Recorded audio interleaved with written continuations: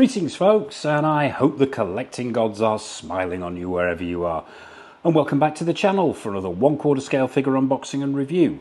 And today we are going to be taking a step back in time, approximately 11 years step back in time, with a deep dive into Enterbay's 1/4 scale take on Heath Ledger as the Joker from the second of Christopher Nolan's legendary Batman trilogy, The Dark Knight.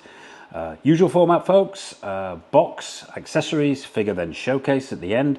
But before we dive in, a massive shout out to everyone who supported the channel, and please drop a like on this review as it helps other people find the channel.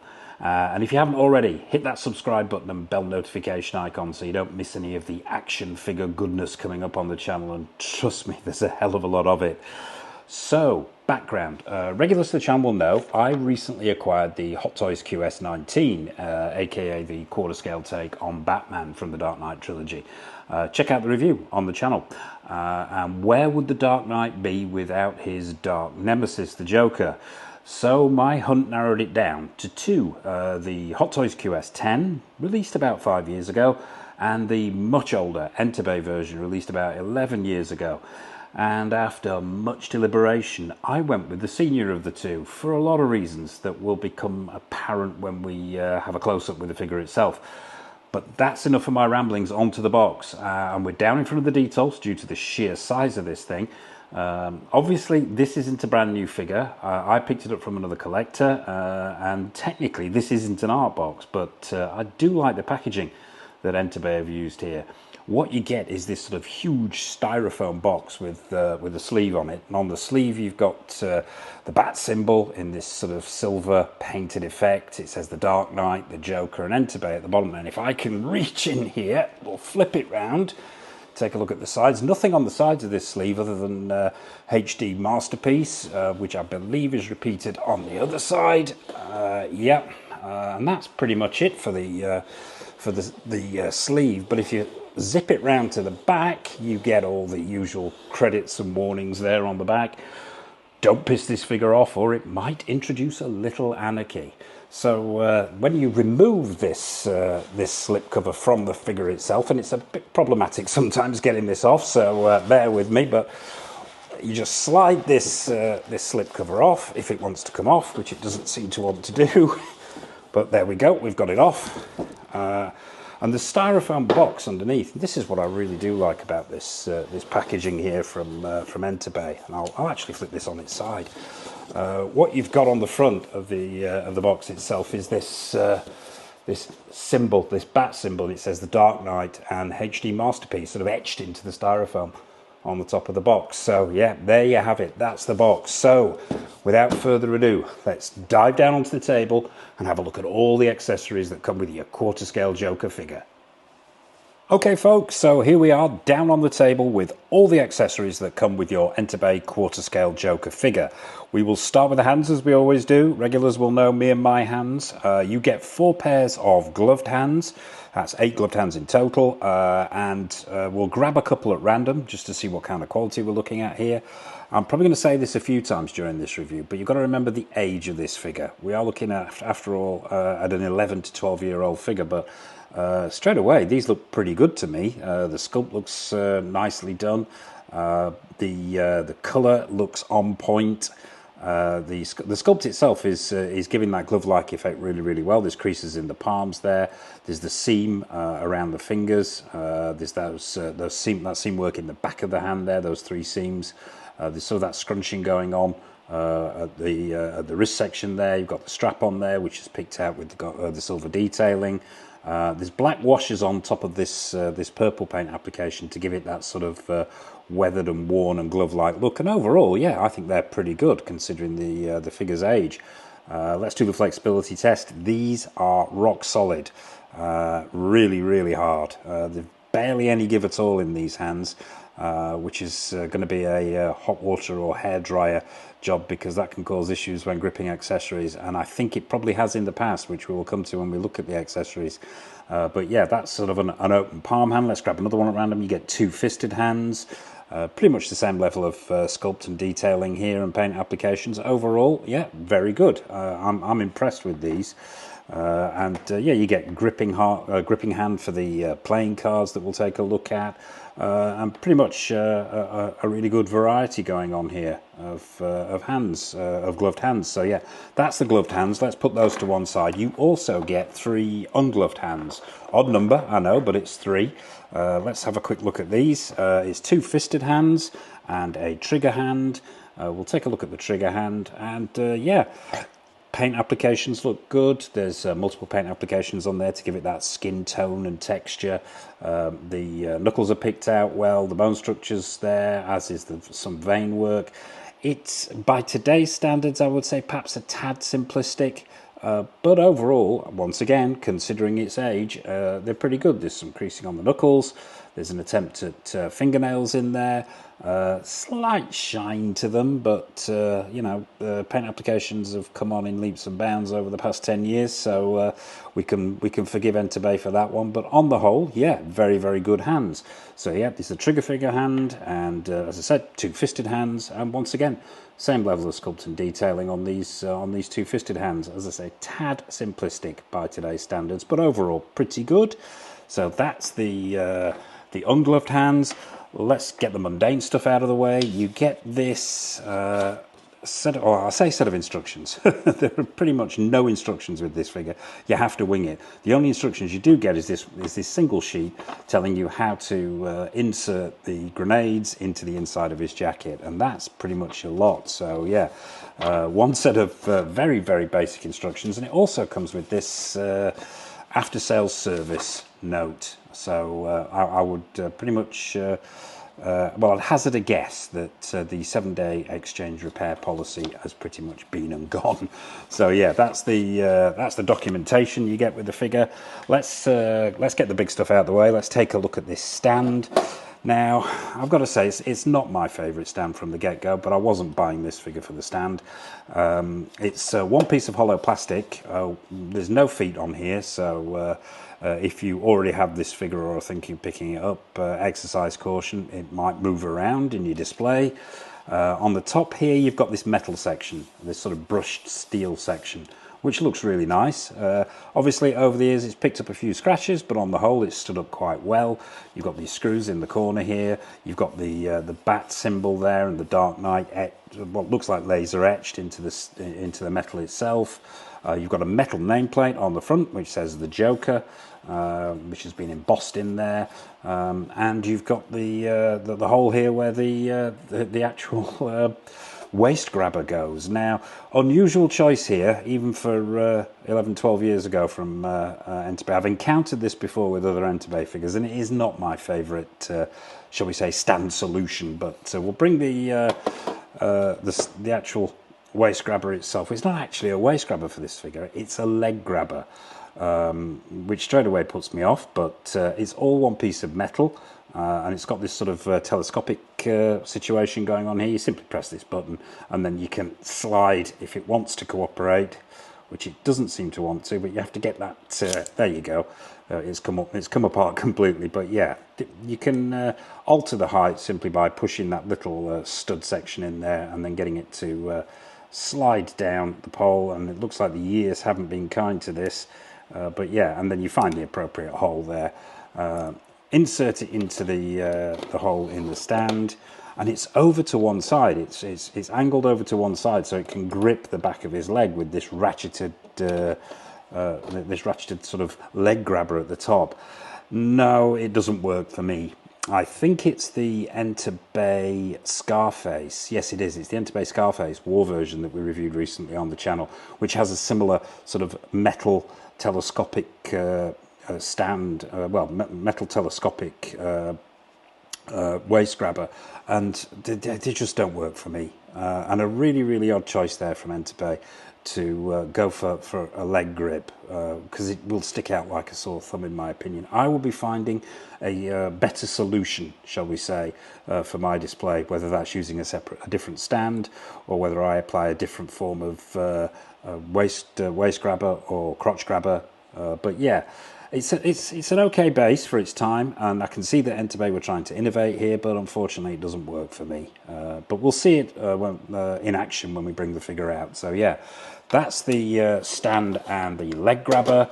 Let's move on to the weapons. Now I'm going to say from the get-go here, time has not been kind to some of this weaponry. There are some issues with it, but it's not a deal breaker for me, because a lot of these accessories I won't be displaying with the figure for reasons that we'll get to. But we'll start with the handgun first.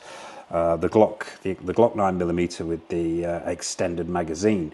This is all one piece of sculpted plastic, and it's pretty nicely done, once again, considering its age. You've got some silver paint applications on the slide there at the top. There's grip on the handle. The detailing is nice. There's a cocking action with this with this gun, which is nice to see. And of course you get the extendable clip, which is removable, and at the top of the clip there you've got sculpted and painted bullets, which is nice to see. So yeah, overall effective, screen accurate, and looks very good indeed, particularly for its age. You're going to get sick of me saying that before the end of this review. So that's the Glock. Obviously you get his knife, all one piece of sculpted plastic, the signature knife. Looks screen accurate to me, and it's got a retractable blade. Obviously, it's got some silver paint applications on there to give it that metallic look, and it will slide in and out as well. Overall, nicely painted, nicely sculpted, and screen accurate. So that's the signature knife. Let's take a look at his grenades. Now, I'm going to be super careful with these, because they, like anybody will know who's owned a Joker figure that has this this grenade situation going on from the mob scene. They can get tangled up incredibly easily. You have to be super careful with them. What Enterbay have done here is go for metal grenades. Now, I'm not sure whether that's the right choice. This is my first quarter scale Joker figure, so we'll find out when we attempt to attach them. But all these grenades, and I will hold this up very, very carefully, all these grenades are solid metal. And I would have thought that maybe it would have, I mean, it's nice to see die cast. I love to see die cast where appropriate in my quarter scale and 6 scale figures, but I think possibly plastic would have been a better option, simply for the weight. I imagine this is going to pull the jacket down a hell of a lot. But the paint applications are nice. You've got a variety of grenades going on here. There's one with this sort of segmented look to it. You've got these plain green ones, then you've got this green one with a yellow band around the top, and they're very, very nicely sculpted and painted. But as I say, my major concern here is the weight. They're all attached by this pink cord, which then goes up to the metal hook at the end, which you can hook onto his finger to simulate the, as I say, the mob scene in the movie. So yeah, there you have it. That's his set of grenades. Let's move on to the machine gun. Now, this is where we encounter some of those issues that I mentioned at the top there, where time hasn't been particularly kind to this to some of these accessories. You'll notice straight away at the bottom here, this the clip section where the handle is supposed to attach has broken. As I say, these defects aren't deal breakers to me, because a lot of these accessories I won't be using, but it still functions, and the handle section there still folds in, but it just wants to pop out from time to time, so it's going to need a bit of attention post-review to get this thing so that it functions the way it was intended as it was when it was new. As you can see, it wants to come out of there, and the top section here doesn't want to attach properly, and that bit's just fallen out. This is a lot of this will be wear and age, and simply a case of slotting that back in there and fixing it, which I will do off camera. But yeah, a lot of this will be down to the fact that there's some die cast in here. This handle section is all metal, and when it's functioning properly, folds away like that. The main body of the gun, I believe, is plastic, but it's really, really nicely done with this sort of deep green paint application to give it that screen accuracy and that authentic look.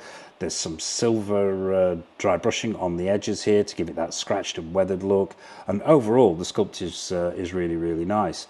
I think probably not the best idea in the world to combine metal and plastic like this, because I think that's going to put pressure on certain areas of accessories, and as we can see here, this has not stood up very well to that pressure, but we'll be fixing that off camera. But overall, yeah, screen accuracy is there. It looks very good, and you've even got a spring-loaded action here, sort of spring-loaded cocking action, which is another nice touch from Enterbay. The magazine itself now that feels like it's metal as well. So it's strange. The handle is metal, the body of the gun is plastic, the clip itself is metal again, but this is very, very nicely done, and with the sculpted and painted bullets in the end there, simply slots into there. So that's the flawed machine gun, shall we say. We'll pop that to one side. We'll move on to the flawed RPG. Now, ambitious of Enterbay, this one. The version I have here has got a few issues. As I said, time hasn't been kind to it. Let's take a look at the main body of the RPG itself. Now, straight away, there should be a strap that runs from here to here. That isn't here with this particular version. And also as well, the trigger guard at the front here is broken off. Now, I'm going to put that down to the tensile strength, shall we say, of the hands. Getting one of those hands around this this trigger guard section and getting it to fit in and look authentic, I would suspect that's where this issue has come from. But not a deal breaker for me, because this isn't an accessory I'm really going to be using, and the main reason for that is because of the combination of metal and plastic. This whole front section, bar these two brown handle sections here, this whole front section here is solid metal, and it has got some real weight to it. I mean, it's nice to, as I say, it's nice to see Enterbay using metal, but actually supporting this kind of quantity of metal, even for a quarter scale figure, is not going to be easy. But the sculpting is nice, the screen accuracy is there. You've got this sort of gunmetal, almost black paint application on the front end of the RPG, with some silver dry brushing to give it that weathered look. This is a cocking action with the trigger itself there, as you can see, where it makes contact. All very, very nicely sculpted and painted, but exceptionally heavy. The rear part of the RPG is actually plastic. The whole body here is sort of been given this sort of wood effect look, which is through paint application, which is once again screen accurate. And the end here, sort of almost the RPG exhaust, sculpted plastic with silver dry brushing on there to give it that warm look. Overall, really nice piece, but exceptionally heavy.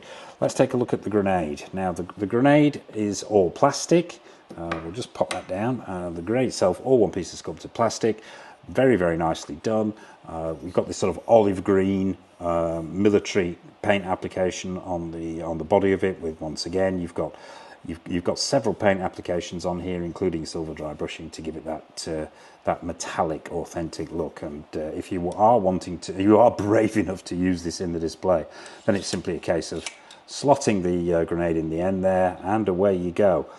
So yeah, few issues there, but as I say, not deal breakers for me, and things that I can fix, but doubt very much whether I'd be using this anyway in the display. But we'll pop that to one side. That's the RPG. Oh, forgot to mention, also comes with a telescopic sight. This is actually packed individually in the packaging itself, and there's no explanation on how to attach it. Did figure it out. It simply slots on the side here. There are two grooves. It's sculpted plastic, painted black with silver dry brushing to give it that metallic look. And so if you're wanting to display it with the telescopic sight attached to it, you can, and I'm assuming that's the right way around. So yeah, that's the RPG. And finally, you get the playing cards. Where would Joker be without his playing cards? Getting an assortment of playing cards here, as we've seen with a lot of Joker figures from a lot of different companies. They're all different versions of a Joker playing card. One's even got Batman on it. But yeah, so you get a wide variety of those, which can be used with the card gripping hand that we looked at earlier. So yeah, that's your Joker cards, and that is all the accessories. So without further ado, let's bring out the Joker himself. Let's get him onto that dubious stand and take an up-close look at him and find out if the years have been kind to him. Okay, folks, so here he is. It's Heath Ledger, aka the Joker, from The Dark Knight, quarter scale, courtesy of Enterbay, onto that rather suspicious stand, onto the turntable, and first impressions. Well, I've got to say, once again, at the risk of repeating myself, for an 11, 12-year-old figure, first impressions are very, very good indeed. I think the years have been kind to him. Maybe not to his accessories, but they've certainly been kind to the figure itself. I think the proportions look really, really good. The outfit looks on point and screen accurate. The head sculpt looks very good indeed. Overall, I think it still stands up today and looks very, very impressive. But we will do as we always do. We will give him the once over. We'll stop him from turning and have a close-up look at him. And I've got to say, a lot of the reasons why I picked this up over the Hot Toys figure are the outfit itself, but also the head sculpt. We'll look at all of those. And also as well, straight out of the gate, this stand, no, it doesn't work for me. As you can see, this idea of having a leg grabber as opposed to a waist grabber or crotch grabber, really, it wasn't the best day Enterbay have ever had. It just looks ugly. Even if you try and cover it up with the coat, you're always going to get part of this ratchet section sticking out, and it just doesn't work for me. So as I said previously, I will be coming up with a solution to this. Whether it involves this base section, I'm not sure, but we'll find out when we get to the showcase. So let's get him off this stand and up close and into camera and take a close-up look. Right, we'll start with these shoes. Now, these shoes are sculpted plastic, but, well, I'm not 100% sure whether they are sculpted plastic or whether these are actually real leather. Parts of them do feel like leather. If anybody in the comments section can drop a comment and let me know whether these are real leather or whether these are sculpted plastic. I'm going to hazard a guess and say sculpted plastic here, but the stitch work is nice, the screen accuracy is there. We've seen so many different iterations of these shoes in slightly different shades, in slightly different sizes, and using slightly different materials as well. I mean, the Hot Toys went with a brushed suede sort of look, whereas Enterbay and other companies have gone more for the leather look. I am not one for the absolute atomic minutiae of the screen accuracy, although screen accuracy is a vital aspect in my collecting. I'm not one to turn down a figure because the shade is ever so slightly wrong. But if it's a country mile off, then yeah, then I will take objection to it. But overall, these shoes look pretty good. They're sculpted in stitch work there, real laces going on, which is nice to see. If you lift the bottom of these pants up, if they will go up, the socks are there, which is nice to see, and they're screen accurate, and it feels like they've actually been stuck to the legs themselves. But yeah, nice to see the socks have been done correctly. The articulation there's not a huge amount. I'm assuming that's either a pegged or a ball and socket joint going on there. Not a vast amount of articulation, plenty of lateral movement, but not an awful lot of forward and backward movement there. Moving up to these pants now. Once again, much discussion as to whether these pants, these pinstripe pants, were grey or purple. What Enterbay have gone for here is a lighter purple than the rest of the outfit, like the coat, for example. I think it all depends on the lighting in the particular scene that you're using as reference. Some scenes it looks a slightly lighter grey, some more of a lighter purple. But I think these do the job well. They're cut really well. They hang very, very well. The stitch work is very nice on here, as you can see. The fall is very, very good, and the material feels like a decent cotton, if a tad on the thin side. But overall, I think they work really, really well. Let's check the leg articulation while we're here. Now, you've got ratchets going on here. Feels like a double ratchet at the knee there, and I'm not going to push this too hard because it's an old figure, but it looks like you've got about a 45-degree bend there at the knee, which is nice to see. Moving up to the waist section, you've got what feels like there's another ratchet there. Now, once again, I am not going to push this figure too hard because I don't want to risk breaking, because as we know, plastic gets brittle over the years. Now, it feels like it feels like a ratchet there, but I am not going to push it too hard. It doesn't want to move. It doesn't want to give too much. So yeah, I'm not going to risk breaking it. Moving up to the waist section, these pants are really, really high. And I believe underneath here you have, I'll just move this arm out the way. I'm not going to take the coat off at this point. Yeah, you've got the suspenders, you've got the braces underneath there, Velcro fastening fly there at the front. Moving up to this waistcoat now. Waistcoat is nicely done. The stitch work is nice. You've got snaps. They're not snaps. They're actually little miniature hooks there. Holding. Oh no, they are snaps. I stand corrected. You've got snaps there. Well, it's actually a hook at the bottom there by the looks of it. Oh no, it's not. It's snaps. You've got 3 snaps underneath the stitched-in buttons. The colour looks right. It's that deep green. And as I say, stitch work is on point there. The fit looks pretty good, and it's held up quite well for its age. And it's also been weathered as well, which is nice to see. I'm not sure if the camera's catching this under this light, but it has been weathered. It's been dirtied up, and that's not age. That was deliberate on Enterbay's part. And this is another one of the reasons why I opted for this version of the Joker and not the Hot Toys one. But we'll go into all the details of why that is when we're rounding up on this figure. Underneath the jacket itself. Now the jacket is once again a cotton material. It's got that vibrant orange lining. Doesn't quite match the lining of the coat. I'm not sure about the screen accuracy on that. I'll have to go back and check. But overall, the stitch work is really, really nice on this jacket. Does it have functioning pockets? That top one isn't functioning. No functioning pockets on the jacket. But stitch work looks really good. It's got buttons stitched in there. Underneath the waistcoat, you've got the tie. The tie is quite a thin material, but the colours look screen accurate.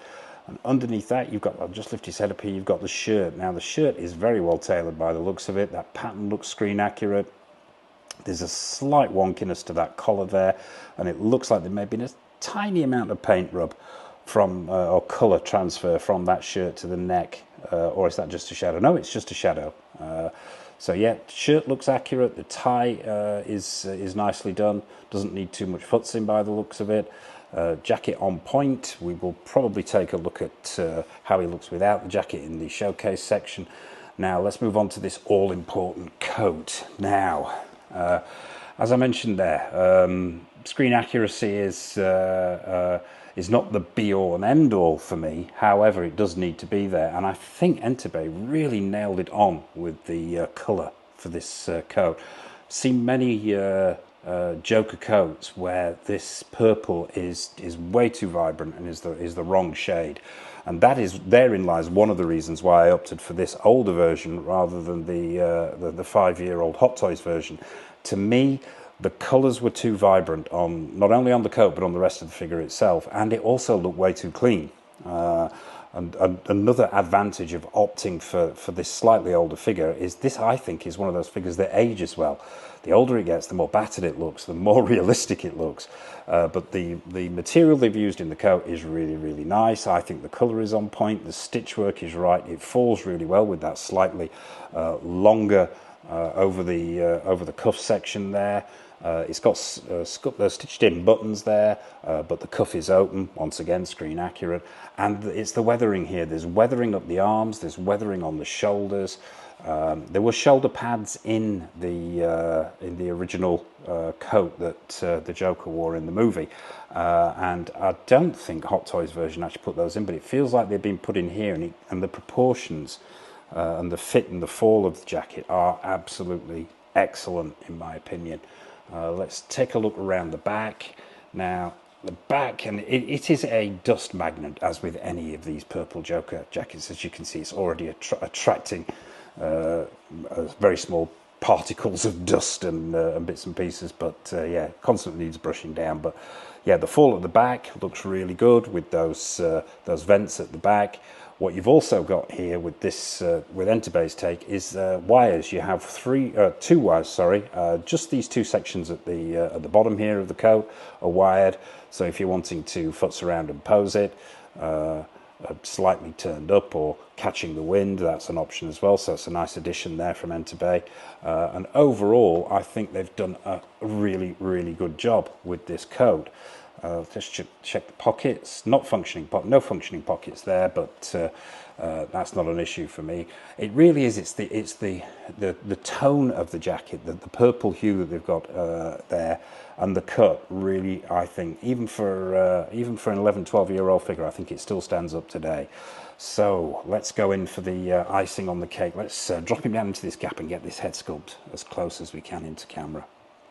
Now, this was the other reason why I opted for this particular figure over the Hot Toys version, is this head sculpt.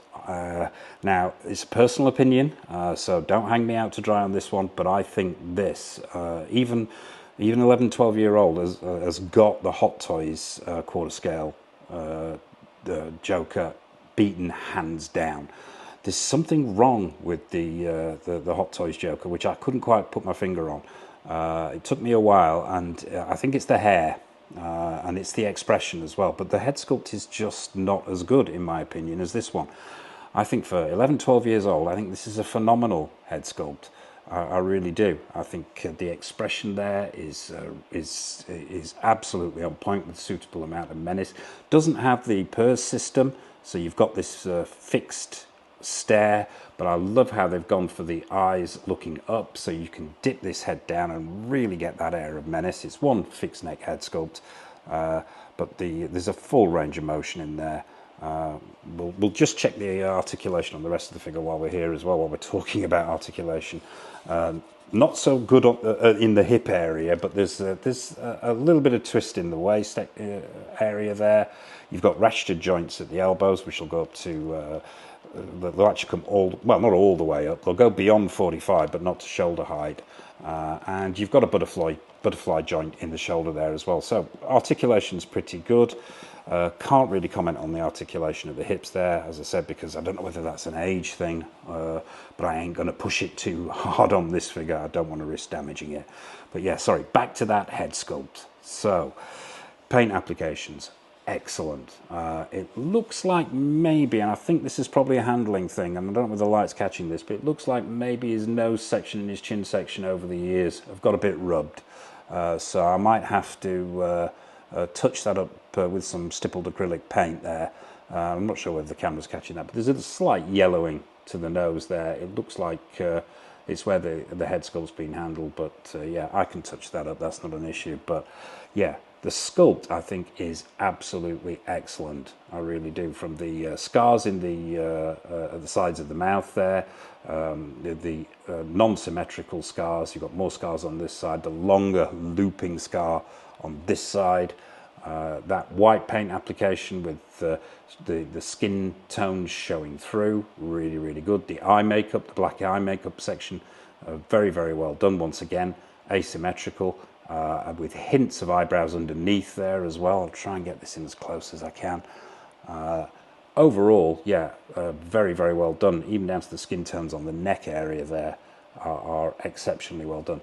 The hair, I think the sculpt is really good on the hair. I think probably by today's standards, it's not quite as good as it should be. But I think, they picked out, just dip this forward, you can see the individual strands in there. It's got that straggly look to it, these individual strands of softer plastic here coming down with that hint of green. The shading where it goes browner into the hairline there, absolutely on point, where the colour's not quite as vibrant green. You've got all kinds of things going on in there. There's greens, there's sort of browns, there's individual strands picked out. I think, yeah, once again, at the risk of sounding like a broken record, for an 11, 12-year-old figure, I think this sculpt stands up really, really well. So yeah, let's drop him back down and have one last look at this head sculpt before we go in for final thoughts. I think overall, this figure has stood up exceptionally well, and this was the main reason for me getting this piece. As I said, it's the outfit, the wear, the colour accuracy, and this head sculpt. So there you have it. That is Enterbay's quarter scale take on Heath Ledger. So let's get him back on the stand, if that's at all possible, with this ridiculous solution. Getting him on relatively easy. You just tuck that behind him there. Let's get him back on there. Let's position him right, because it doesn't really provide an awful lot of support, this this leg grabber.